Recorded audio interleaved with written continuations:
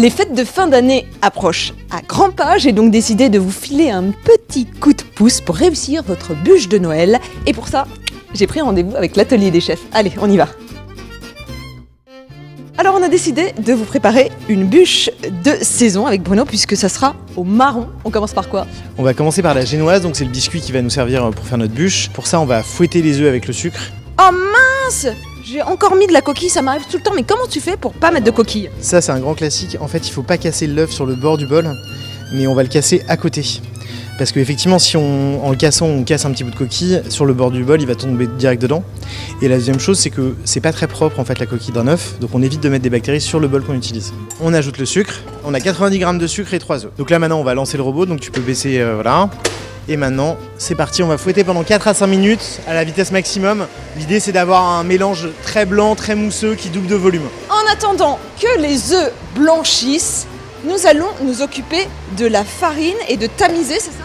C'est ça, en fait on va tamiser parce que notre structure des œufs là elle est très délicate, en fait on les a fait monter. Et si on ajoute de la farine en gros paquet, pas tamisée, on va la faire retomber tout de suite. Donc là on tamise tranquillement sans en mettre partout, voilà. En fait on tapote légèrement sur les côtés. Voilà, on essaie de garder toute la farine pour la recette. Alors tranquille, ouais, ça va le faire. Mais rien est rarement tranquille. Oui, oui. Mais ça y est, bon il y en a un peu à Voilà. côté. Mais hop là, hop, c'est pas grave. C'est la magie de Noël. Regarde, c'est la neige de Noël. Bravo. Tu me détestes en cuisine. Non, hein. non, t'inquiète. Bon, tamiser, ensuite. Ensuite, une fois que notre mélange œuf-sucre sera bien gonflé, bien blanc, on va l'ajouter petit à petit avec une maryse. Waouh, mais il est super blanc ce mélange. Mais comment ça se fait? Parce qu'on a mis l'œuf entier avec le jaune, ça doit être beaucoup plus jaune, non? Non, alors justement, si tu mets que des jaunes, tu auras quelque chose d'encore plus blanc. Mais l'idée, en fait, c'est que c'est l'air là qui a fait blanchir notre mélange et qui a permis de le gonfler. C'est pour ça qu'on fouette pendant aussi longtemps. Alors, on va ajouter la farine délicatement en plusieurs fois. En fait, on veut éviter d'ajouter trop de poids à notre mélange, comme il est très aérien. Si on met trop de poids d'un coup, ça va la faire retomber. Et maintenant, on va mélanger avec la spatule souple, délicatement. En fait, on va aller récupérer la masse qui est en bas et la repasser au-dessus. Voilà, donc on va vraiment chercher au fond et on rabat au-dessus. Et on y va délicatement. Le but, c'est vraiment de conserver cette structure aérienne. C'est ce qui fera à la fin le moelleux de notre génoise. Alors, la bonne technique, c'est de tourner le bol en même temps. D'accord. Pourquoi? Un quart de tour, ça te permet d'avoir des gestes qui soient plus efficaces. Je la casse pas là, ma crème? Un petit peu, c'est pour ça qu'il faut y aller délicatement et le faire assez rapidement. Allez, on étale maintenant sur la plaque de cuisson. Comment? Voilà, donc là avec la spatule coudée, on va étaler. L'idée, c'est d'avoir une épaisseur qui soit homogène de l'ordre de 1 demi-centimètre à peu près, pour avoir une cuisson qui soit homogène également. Donc on va pas chercher à avoir un rectangle parfait dès maintenant, parce qu'on pourra retailler après cuisson. Mais là vraiment ce qui va compter, c'est l'épaisseur. On veut une épaisseur qui soit la même sur toute la surface de notre plaque. Si ça remplit pas votre plaque, c'est pas gênant, on peut encore une fois après retailler, etc. Ok, bon, on est pas mal. Ouais. Et là ça va pouvoir aller au four. Et pendant combien de temps au four? Donc environ 20 à 25 minutes à 180 degrés en chaleur tournante. Là, on va bientôt sortir notre génoise du four. Petite astuce pour la garder jolie, qu'elle craque pas en fait, parce que quand elle va sécher, elle va avoir tendance à craquer. Ouais. On va la garder dans un linge humide. Donc j'ai une autre plaque, j'étale mon linge humide dessus. Hop là. Voilà, je mets un morceau de papier sulfurisé de la même taille que ma plaque. Et là, je peux sortir ma génoise et la renverser dessus. Très bien, on va y arriver. Alors, donc maintenant, je vais venir, hop, mettre ma génoise ici et la renverser comme ça. Je vais tout casser? Non, justement, on va y arriver, on va faire ça délicatement, ça va bien se passer. J'ai peur! Oui, non. Alors, je prends ça. Ouais. Et ensuite, on la renverse. Ouais. Non, mais comme ça. Ah oui, attends, comme ça. Ouais. C'est sûr que ça va aller? Ouais, vas-y. Super. Ouh, je l'ai pas cassé, je l'ai pas cassé. Non mais attendez, je m'enflamme parce que d'habitude je suis extrêmement maladroite. Là, je l'ai pas cassé. Bravo. Et donc maintenant, on va pouvoir rouler avec notre linge humide. Ah d'accord. Et en fait, l'humidité, ça garde... Ça va lui permettre de rester moelleuse et donc de mieux s'adapter après quand on va la rouler, etc. On serre pas trop pour éviter quand même de la casser, ça reste quand même un peu fragile, mais tout ça va nous permettre de mieux la travailler par la suite. Donc là maintenant, ce rouleau, on va le laisser refroidir environ une demi-heure. En fait, si notre génoise est encore chaude, quand on va la couper, on va la déchirer.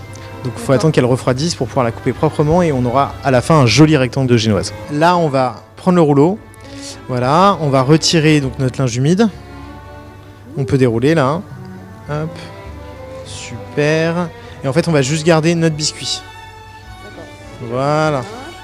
Et alors maintenant, l'idée, c'est qu'on va découper une forme régulière de rectangle. En gros, on va parer légèrement pour retirer les bords qui forcément sont un petit peu plus secs et se déchirent peut-être un petit peu. Si vous Pourquoi avez... il se déchire d'ailleurs? Alors, il se déchire parce que effectivement, Je suis non, c'est juste que l'épaisseur est pas parfaitement homogène. Ouais. Il y a des endroits qui sont un petit peu plus petits et donc sous l'effet du pliage et du roulage, ça s'est légèrement craquelé. L'idée, c'est que si vous avez des grosses craquelures au milieu, en fait, on va rouler à partir de cet endroit-là pour qu'elles soient à l'intérieur et qu'on les voit pas. Astuce Ok. de chef. On veut un rectangle assez régulier, donc on va couper Tout droit. les angles. Avec un petit couteau bien pointu. Non, en gros, on va plutôt prendre un couteau à dents type couteau scie. Mais je vais tout déchirer avec ça. Non, on va vraiment scier. L'idée, c'est que justement, si on utilise une lame lisse, on risque de déchirer. Donc là, il faut vraiment scier. En revanche, il faut marquer, voilà. Comme ça. Exactement.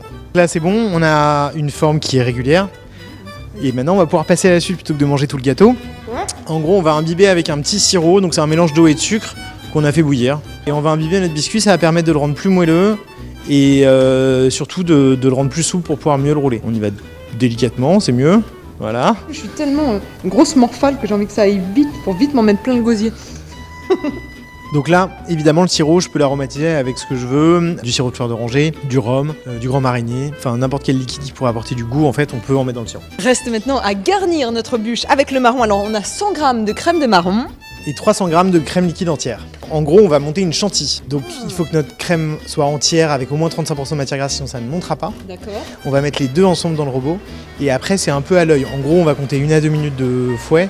Il faut quand même regarder parce qu'il y a un moment où si vous fouettez trop votre crème, ça va devenir du beurre. Il faut vraiment arriver à cet aspect-là où, en fait, je dois voir les marques du fouet dans ma crème. Là c'est le cas, arrête. Là, on va arrêter. Belle mousse de marron qu'on va venir étaler, j'imagine. De quelle manière? On va vraiment mettre de la crème partout. Faut avoir une couche qui soit pas trop épaisse quand même, parce que sinon ça va sortir beaucoup par les côtés. Une petcette couche de 3 à 4 mm d'épaisseur. En fait, faut pas qu'il y en ait trop, parce qu'on va en remettre aussi autour de la bûche une fois qu'elle sera roulée. Et il y a un moment, ça va devenir presque écœurant, quoi. Mais là elle est quand même relativement petite, la bûche. C'est pour combien de personnes? 4 personnes. Donc là, maintenant, on va pouvoir la rouler. En fait, tu vas t'aider du papier pour rouler, en avançant comme ça. Ah oui, d'accord. Je viens tirer le papier en dessous. Ça va venir la serrer délicatement. Voilà. Hop là. Oh, Dieu, tiens, un gros trou. Ah oui, alors ça peut arriver, elle se déchire un petit peu parce que soit on a serré trop fort, ouais, soit on n'a pas assez imbibé. Donc ce qu'on va faire, c'est que cette partie-là, ça peut aller en dessous, comme ça on la verra pas. Ah, l'astuce Ok. du chef, Et puis toujours. on mettra de la crème de marron bien partout pour masquer les déchirures. Ah là là, j'en mets partout, c'est pas régulier. Mais alors tant mieux Ariane, parce qu'on veut un aspect bûche, donc le bois est jamais complètement régulier, donc c'est pas très gênant. Et maintenant on va même pouvoir faire les nervures avec la fourchette. Mais comment tu L'idée, fais? c'est que avec la pointe là, je vais venir griffer. On va la décorer, on va mettre des petites perles de couleur, c'est des perles de sucre en fait, hein, donc elles vont pouvoir être mangées. Ça rappelle un peu les petites boules de Noël. Pour donner un peu cet effet bois supplémentaire, on peut ajouter un peu de poudre de cacao par-dessus. Voilà, ça va masquer aussi les petites imperfections de gestes que tu as pu avoir. On peut mettre un dernier élément de décoration, c'est des écorces d'orange confite. Et donc ça maintenant, ça part au frais pendant au moins 1 heure. L'idée c'est qu'on va resserrer un peu notre gâteau, la crème va se resserrer un petit peu, ça sera plus facile à découper et à déguster. Mais l'atelier des chefs, vous proposez comme ça des cours de cuisine à n'importe qui? C'est ça. Et on passe un moment avec un chef qui nous apprend à réaliser des recettes qu'on déguste par la suite. Donc c'est un vrai moment convivial.